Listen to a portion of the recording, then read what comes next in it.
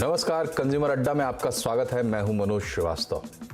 Drug controller general of India ने सभी राज्यों और केंद्र शासित प्रदेशों को एक चिट्ठी लिखी है। उनके ड्रग अथॉरिटीज को कहा है कि रेमडेसिविर जो दवा है उस पर निगरानी रखें। निगरानी इस बात की रखें कि कहीं कोई एमआरपी से महंगा ब्लैक तो नहीं कर रहा है। जाहिर है डीसीजीआई को इस बारे में शिकायतें मिली होंगी। पैंडेमिक की शुरुआत में ऐसी ही शिकायतें mask, sanitiser, PPE kit, ventilator जैसी जरूरी चीजों के बारे में भी आई थी।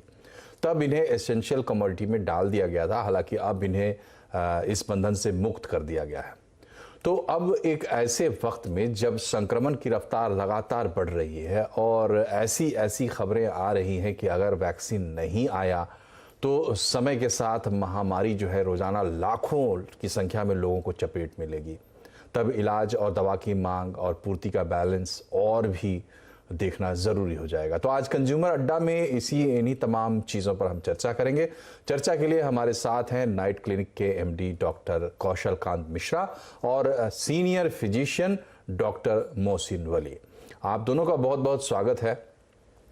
सबसे पहले डॉक्टर कौशल, आपसे हम शुरुआत करना चाहेंगे। आप हेल्पलाइन चलाते हैं। ये जो दवा है रेमडेसिविर और इसके अलावा और भी जो जरूरी दवाएं हैं जिनकी ज़रूरत पड़ती है इस बीमारी में, आमतौर पर जिनके बारे में आम राय है, उनकी वाकई क्या स्थिति है? किस तरीके से लोग इसको हैंडल कर रहे हैं? आपको किस तरह के शिकायतें या तथ्य आपके सामने आए हैं?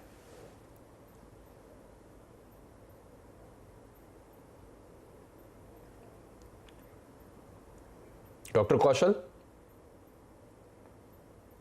हाँ मनोज जी, मेरे से सवाल था, मैं सुन नहीं पाया था। जी आवाज कट गई थी। जी, मैंने आपसे पूछा कि रेमडेसिविर और जो दूसरी जरूरी दवाएं हैं इसके बारे में आपका फीडबैक क्या है? आप भी हेल्पलाइन चलाते हैं तो आपको चीजें मालूम होती होंगी।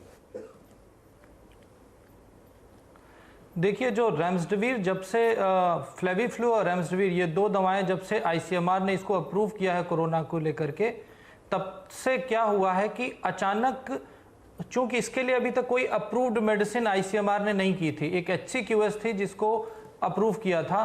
तो जब शुरू में HCQS को अप्रूव किया था तो मार्केट से कुछ दिनों के लिए वो दवा भी कम हो गई थी जो अभी एडिक्वेट मात्रा में उपलब्ध है।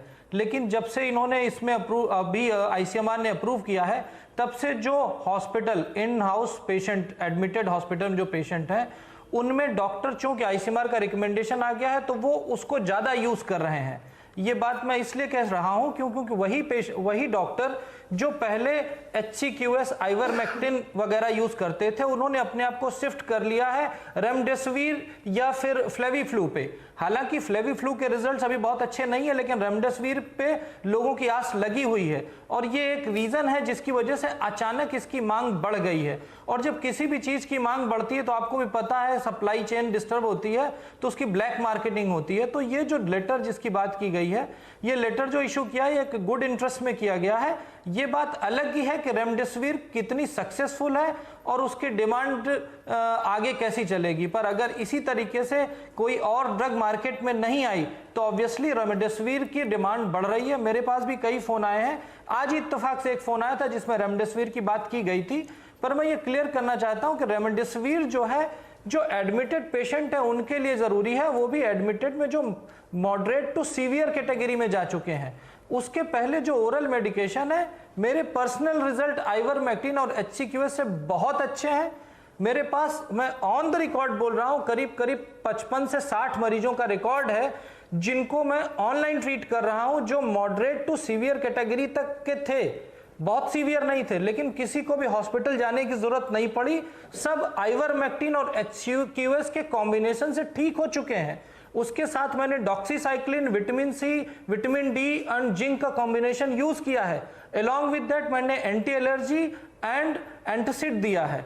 तो अगर ये कॉम्बो मैंने यूज किया है और मेरे किसी मरीज को भी हॉस्पिटल जाने की जरूरत नहीं पड़ी, तो मैं सिर्फ ये बताना चाहता हूं कि अगर रेमडेसिविर का यूज मतलब बहुत ज्यादा मात्रा में किया जाएगा, या ये कहें कि कुछ डॉक्टरों को जब नया ऑप्शन मिलता है तो उसको एक्सपेरिमेंटल फॉर्म में भी जल्दी यूज करने की भी कोशिश करते हैं। ये एक ह्यूमन टेंडेंसी होती है। इस वजह से डिमांड बढ़ी है। पर जो भी है, अगर सरकार ने इसको आईसीएमआर ने अप्रूव किया है तो सरकार की रिस्पॉन्सिबिलिटी बनती है कि इसकी सप्लाई चेन मेंटेन की जाए और ये on prescription on demand of doctor जरूर मिलनी चाहिए। जी, तो जो डॉक्टर कौशल कह रहे हैं उसका मतलब ये है कि चूंकि ये दवा हाल में अप्रूव की गई है, पहली बार एक दवा आईसीएमआर ने अप्रूव की है, तो इसको लेकर थोड़ा इस्तेमाल करने की इसकी जो है गति अभी ज्यादा है, डॉक्टर्स की भी, लोगों की भी, और डिमांड सप्लाई का एक इम्बैलेंस है जिसकी वजह से भी इस दवा की किल्लत हो गई है। जब किल्लत होती है तो कालाबाजारी के लिए जुगाड़ जरूर बन जाता है, बीच में लोग उस पर फायदा उठाने पहुंच जाते हैं।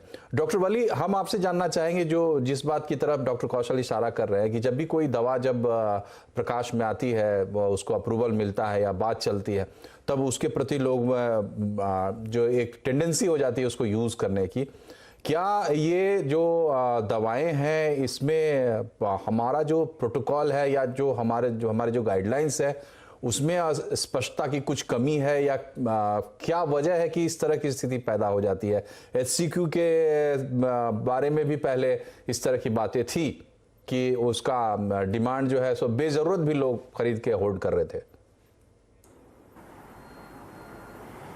जी मनोज, ये HCQS की और रेमडेसिविर की कहानी बहुत अलग अलग है। HCQS सस्ती दवा है, गरीबों की दवा है और इसमें मार्जिन और प्रॉफिट नहीं है। एक बड़ा कैंपेन चलाया गया HCQS के ख़िलाफ़, ये बेकार दवा है। WHO से भी कहलवा दिया, हमारी ICMR से भी कहलवा दिया, और करीब करीब जितनी स्टडी हुई थी इस पर, डिडलियर रेनॉल्ट एक बहुत बड़ा फ्रेंच डॉक्टर है, साइंटिस्ट है, उसने भी अपनी स्टडी पब्लिश की थी और इसको मार्केट से हटा दिया। वो तैयारियां सब ये हो रही थी बहुत दिन से कि रेमडेसिविर को लॉन्च किया जाएगा। रेमडेसिविर इबोला में नाकाम दवा हो गई थी, शेल्फ पे रख दी गई थी।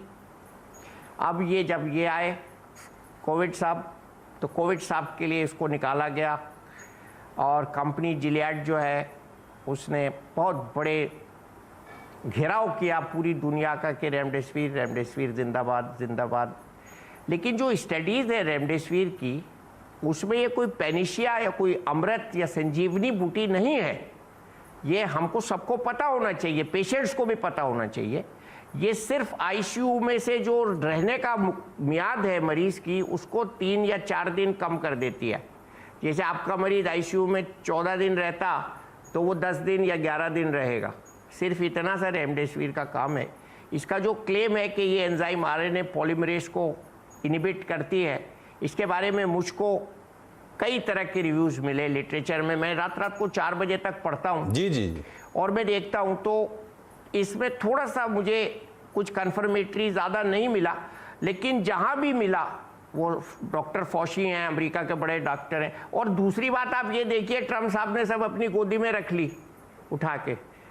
अब क्या है साहब, दुनिया के सामने तस्वीर, हम भी वही कर रहे हैं, गोदी में भर लो। चाय की जरूरत, जैसे आपने शुरू में सुना होगा, वेंटिलेटर सोसाइटीज़ ने खरीद के रख लिए थे, एक चैनल ने जाके उनका वो किया था जी, क्या कहते हैं उसको, जो खुफिया क्या कहते हैं, स्टिंग ऑपरेशन।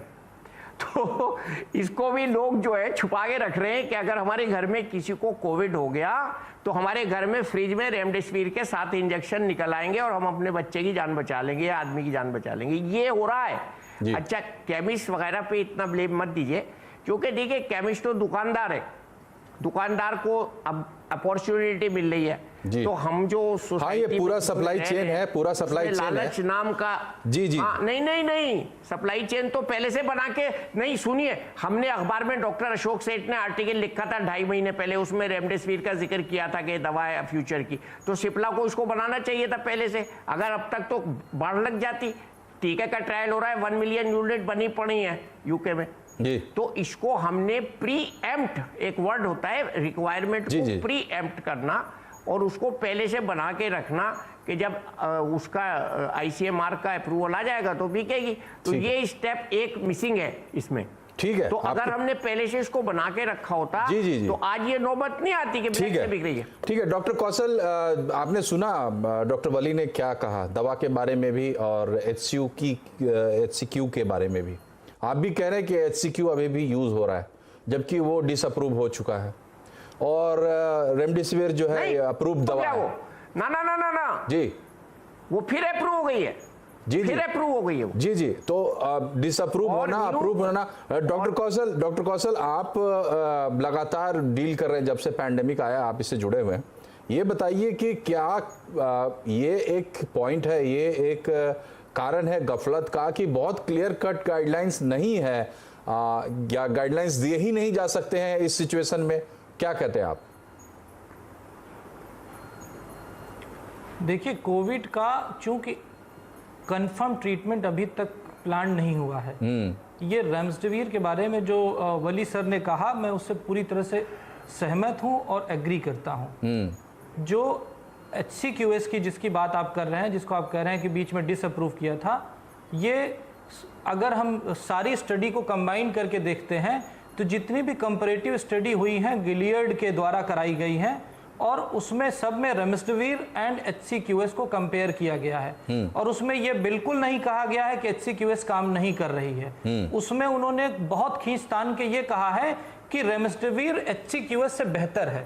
इससे ये सारी जो स्टडीज हुई हैं उसमें more than 99% studies Gilead company ने, ठीक है, लेकिन डॉक्टर कौशल देखिए, डॉक्टर कौशल देखिए, पढ़ना आपका काम है, पढ़ना डॉक्टर वली का काम है, मैं पेशेंट हूं, मेरा काम तो पढ़ना है नहीं।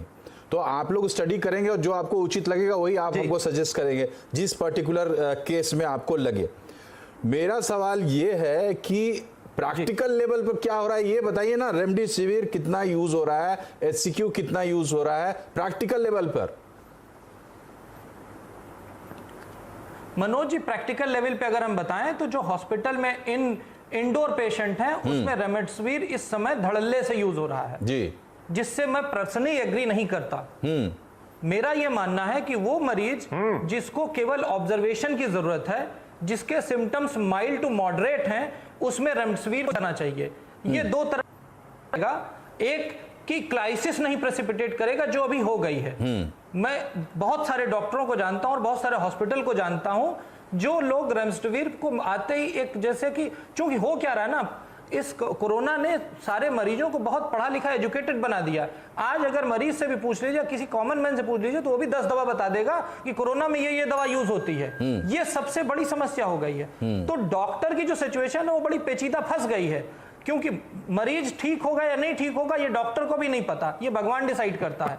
लेकिन अगर रेमडेसिविर यूज की या नहीं यूज की तो मरीज के आउटकम के ऊपर डिपेंड करेगा। अगर मरीज ठीक हो गया तो डॉक्टर भगवान हो गया, नहीं ठीक हुआ तो मरीज कहेगा कि आपने रेमडेसिविर यूज क्यों नहीं की, इसको यूज करना चाहिए था। तो ये मल्टीफैक्टोरियल है। अगर मेरे एक न्यूट्रल अप्रोच पूछी जाए तो मैं क्या कर चाहूंगा, मैं चाहूंगा कि सारे लोग जिनको भी कोरोना पॉजिटिव आया है उन सभी को HCQS और एक दवा पता नहीं क्यों ICMR अप्रूव नहीं कर रहा है, जबकि अंडर कंसीडरेशन उसने रेमडेसिविर से पहले भी रखा हुआ है आइवरमेक्टिन। मैं बार बार कह रहा हूं आइवरमेक्टिन, यस आइवरमेक्टोल सर, जो ये इस दवा को ग्लोबली बहुत सारी स्टडी रिपोर्ट आ रही, पर अनफॉर्चुनेटली क्या हो रहा है कि इसकी जो पेरेंट कंपनी है ये दवा बहुत पुरानी है, ठीक है, पैसा पंप नहीं कर पा रही है। डॉक्टर कौशल आपको फिर आपके पास फिर आएंगे, लेकिन ये सवाल मैंने एक और कार्यक्रम में आपसे पूछा था, आज मैं डॉक्टर वली से पूछता हूं। डॉक्टर वली, पैंडेमिक के इस सिचुएशन में इलाज के संबंध में जब मैं डॉक्टर अस्पताल जाता हूं, आम आदमी अस्पताल जानता है, डॉक्टर जानता है, मैं आपसे पूछ रहा हूं, बड़ी ईमानदारी से जवाब दीजिएगा, क्या इस इलाज में डॉक्टर सेंट्रल फिगर है? मेडिकल फ्रैटर्निटी जो इलाज से जुड़ी हुई है वो सेंट्रल फिगर है, या ये बाजार के हाथ में जा रहा है मामला ज्यादा?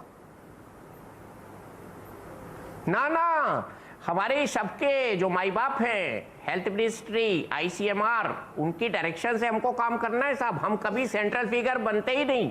डॉक्टर तो बेचारा हुकुम का ताबेदार रहता है, कभी वो अपनी ईगो चला ही नहीं सकता। जब तक हम भारत सरकार में काम करते थे, हमसे कोई पूछता था आपकी नौकरी क्या है, हम उससे कहते थे यस सर यस सर। हमको कहना मान के काम करना होता है। प्लीज इस बात से सब डॉक्टर्स को क्लियर रहना चाहिए कि हमें अपने देश का कहना मानता है, प्रधानमंत्री का कहना मानना है, हर्षवर्धन का कहना मानना है, ICMR का कहना मानना है, अपने टीचर्स का कहना मानना है, अपनी नहीं चलानी है। ये हमारा रूल है साहब, गवर्नमेंट का रूल नहीं है ये डॉक्टर कल्चर का रूल है कि हमको अपने सीनियर्स से लेके स्वास्थ्य मंत्री और प्रधानमंत्री सबका कहना मानना है।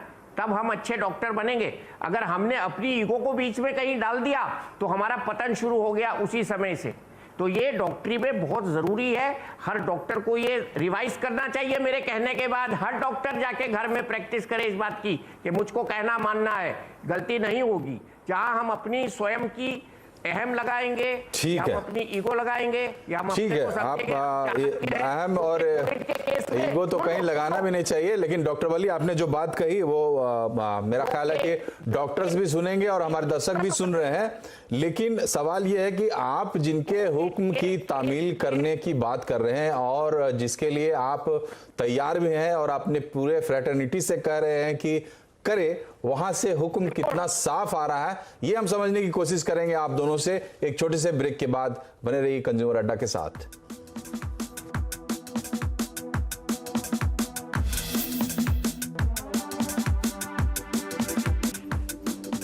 ब्रेक के बाद एक बार फिर से आपका स्वागत है कंज्यूमर अड्डा में। आज हम बात कर रहे हैं कि कोरोना की जो दवाएं हैं क्या उनकी कालाबाजारी हो रही है, और इसी बहाने हम समझने की कोशिश कर रहे हैं कि पूरा सिनारियो क्या है। काफी दिन 3-4 महीने हम गुजार चुके हैं इस पैंडेमिक में, सोचने का, समझने का, बैठ के विचार करने का सारा मौका मिला और बहुत सारे कदम भी उठाए गए। तो इसमें ये जो एक मसला है इलाज का, जो कि शायद सबसे इंपॉर्टेंट मसला है, उस पर कितना ध्यान है हम ये समझने की कोशिश कर रहे हैं। डॉक्टर कौशल, एक बार फिर से मैं आपसे पूछ रहा हूं, आप मुझे ये समझाइए कि जो लोग इलाज कर रहे हैं, फ्रंटलाइन जिनको बोलते हैं, फ्रंटलाइन वॉरियर्स बोलते हैं जिनको हम, और बहुत सेलिब्रेट करते हैं, तो क्या उनको बिल्कुल क्लियर कट कुछ समझ में आ रहा है कि ये करना है? डॉक्टर वली कह रहे हैं कि भाई तामील करना है, आपको भी कह रहे हैं कि उनके फार्मूला को आप घर जाके याद रखिएगा कि आप क्या करना है। सवाल ये है कि आपको क्लियर कट पिक्चर है कि नहीं है, या कुछ कंफ्यूजिंग स्टेट ऑफ माइंड में काम हो रहा है? देखिए मनोज जी, इसमें चूंकि अभी इसकी ट्रीटमेंट गाइडलाइंस एक्चुअली स्टैब्लिश नहीं है, वो अभी जो भी दवा आ रही है वो एक तरह से ये हम कहें कि हम जो हमारा क्लिनिकल सेंस है और जो गाइडलाइंस है उन दोनों की बाउंड्रीज के अंदर रह करके जो बेटर पॉसिबल हमें लग रहा है हम उसको यूज करते हैं। ठीक है, और हम कोशिश करते हैं कि पेशेंट ठीक हो, ये बात तो सही है।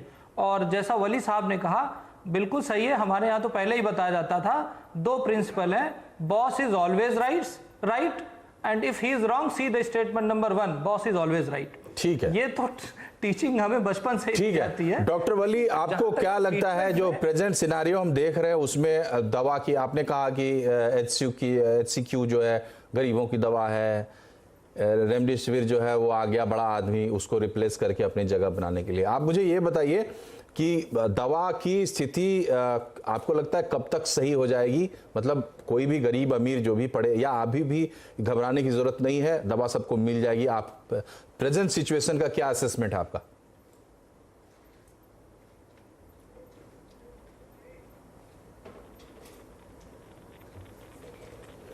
डॉक्टर वली की आवाज़ नहीं आ रही है। डॉक्टर वली के पास हम फिर से चलना चाहेंगे, बाद में चलेंगे, लेकिन अभी डॉक्टर कौशल से एक और सवाल लेते हैं। डॉक्टर कौशल, एक अपेंडिक्स क्वेश्चन इससे रिलेटेड नहीं है। एक स्टडी आई है MIT की, मैसाचुसेट्स इंस्टीट्यूट ऑफ टेक्नोलॉजी, मुझे लगता है 95% भारतीयों ने इसका नाम भी नहीं सुना होगा, लेकिन ये स्टडी कहती है कि फरवरी तक अगर यही हाल रहा, वैक्सीन नहीं आया, तो 2,87,000 तक पर डे केसेस आएंगे फरवरी में। तो आम लोग तो बहुत डर रहे हैं। आपका क्या कमेंट होगा इस रिपोर्ट पे? ये अभी तक देखिए, जितना अगर हम इस कोविड के ही असेसमेंट को देखें तो ग्लोबली जो भी असेसमेंट किए गए हैं वो 100% सही नहीं हुए हैं। हाँ, ये बात सही है कि अगर इसकी वैक्सीन नहीं आई तो ऑब्वियसली केसेस बढ़ेंगे, but exactly 2.5 lakh per day आएंगे, 1.5 लाख पर डे आएंगे, ये कहना जरा डिफिकल्ट है। लेकिन केसेस के नंबर बढ़ेंगे, और जो असेसमेंट की जो स्टडी में नंबर पे जाने की बजाय हम उसकी मूल भावना ये समझें कि अगर उसका कोई प्रॉपर वैक्सीन या ट्रीटमेंट नहीं आया तो इसके नंबर जब तक की सारी पॉपुलेशन को नहीं हो जाता तब तक बढ़ेंगे। ये बात मान लेनी चाहिए। और इसी वजह से मेरा ये मानना है कि आपके ऊपर 2 चीजों का ख्याल रखना। एक चीज ये कि एक आपको कोरोना तो होगा, बात यह है कि आप वायरल लोड कितना लेते हैं, मतलब कि आपको कोरोना हुआ, आप में इम्यूनिटी डेवलप हो जाए, एक ये फिरामना है। दूसरा ये है कि आपके पास कोरोना का वायरस इतना ज्यादा आ गया कि आपकी इम्यूनिटी हार गई, वो एक्ट नहीं कर पाई। तो जिसमें मैक्सिमम वायरल लोड होगा वो आदमी सिक होकर के आईसीयू पहुंच जाएगा, और जिसमें लो वायरल लोड होगा, जैसे धीरे धीरे सोसाइटी में जब सबको हो जाएगा, धीरे धीरे छोटा छोटा फैलेगा, तो ये सब में इम्यूनिटी डेवलप करेगा, जिसको हम हर्ड इम्यूनिटी की बात करते हैं। जब ये हर्ड इम्यूनिटी सब में हो जाएगी तब शायद इसका जो खतरनाक रूप आप बता रहे हैं वो कम होता जाएगा और नंबर फॉल करते जाएंगे। और मेरा पर्सनल एडवाइस, मतलब मैं रिक्वेस्ट करूंगा आपके चैनल के थ्रू आईसीएमआर से और सारे डॉक्टरों से कि अगर हम जो माइल्ड टू मॉडरेट केसेस हैं उनको एसिम्प्टोमेटिक करके ट्रीटमेंट ना दें, उनको हम उसी लेवल पे, मैं बार बार कह रहा हूं, आइवरमेक्टिन और HCQS के साथ साथ anti inflammatory, vitamin C, zinc और विटामिन डी का combination along with anti allergy, ये कॉकटेल दें जिससे कि ये मॉडरेट वाले के सीवियर में ना जा पाए।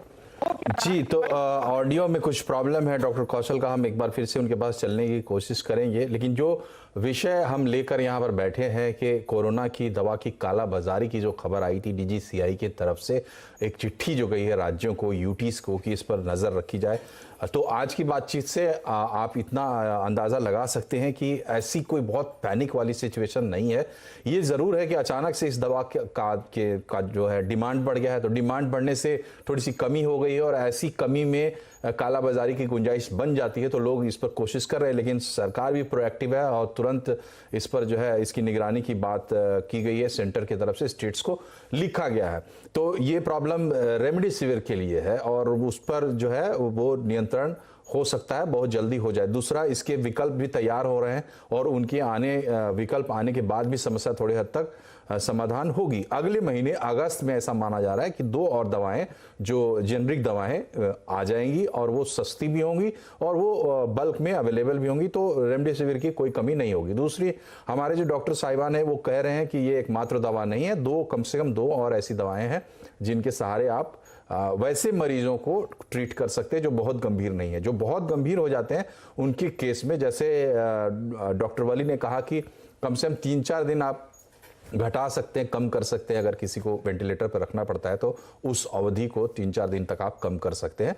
तो ये पैनिक की बात नहीं है, इसमें ये है। तीसरी बात जो आज हमने ये समझने की कोशिश की, जो MIT की रिपोर्ट है जो कहती है कि 3.25 लाख रोजाना इन्फेक्शंस होंगे फरवरी 2021 तक, तो वो बहुत दूर की कौड़ी है और उसमें बहुत सारे इफ्स एंड बट्स हैं। उसको लेकर भी बहुत घबराने की जरूरत नहीं है। लेकिन एक बात जरूर आज की चर्चा में निकलकर सामने आई है कि जो पॉलिसीज, जो डायरेक्शंस डॉक्टर्स को मिल रहे हैं, जो प्रोटोकॉल, जो SOPs तय होना चाहिए, वो इतना स्पष्ट नहीं है कि वो उसको लेकर डॉक्टर्स बहुत कंफर्टेबल हो पाए। तो इसके लिए माहौल बनाने की शायद थोड़ी सी जरूरत है। आज कंज्यूमर अड्डा में इतना ही। आप दोनों डॉक्टर्स का बहुत बहुत शुक्रिया, हमारे दर्शकों का भी शुक्रिया। नमस्कार।